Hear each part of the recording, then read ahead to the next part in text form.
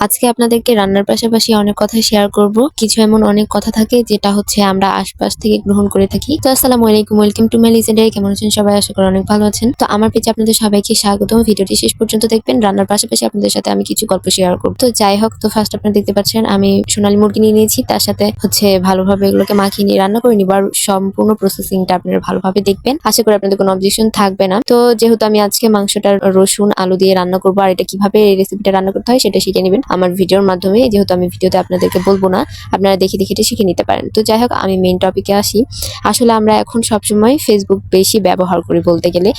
প্রায় অনেক মানুষ কম বেশি আছে, খুব কম পার্সেন্ট মানুষ আছে যারা ফেসবুক বুঝে না। কিন্তু এখনকার অহরহ মানুষ ফেসবুক সম্পর্কে ধারণা পায়। কিন্তু একটা জিনিস বুঝতে পারছেন, এই ফেসবুক থেকে মানুষ কি শিখছে কি জানেন? কিভাবে কার পিছে লাগা যায়, আর কার সমালোচনা আরো ভালো করা যায়, আর কিভাবে মানুষের ক্ষতি করা যায়। তাই আমি মনে করি নিজের সুখটা মানুষের সামনে প্রেজেন্ট না করে সেটা গোপনে রাখাই ভালো, কারণ সুখের দিকে মানুষের নজর যায় বেশি। কত কত সংসার এভাবে ভেঙে যাচ্ছে। আমরা কিন্তু অনেক ব্লগারদেরকে অনেক পছন্দ করি, কিন্তু কাপল হিসেবে অনেক পছন্দ করি, কিন্তু দেখা যায় দিন শেষে তারাও আলাদা হয়ে যায় তাদের ব্যক্তিগতভাবে।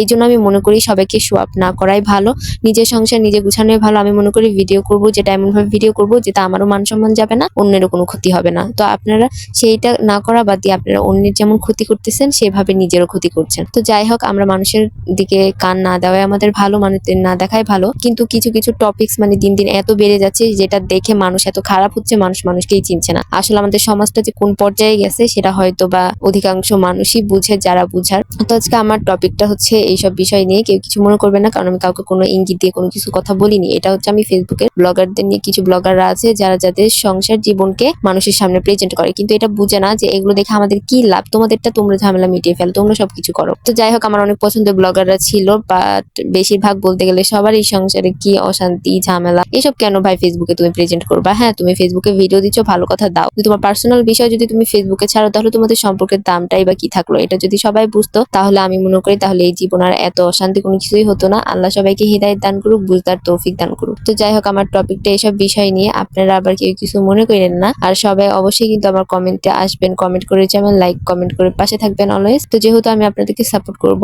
আর একজন স্টুডেন্টের যে কি জ্বালা ভাই এটা আপনাদেরকে আমি বুঝাইতে পারবো না।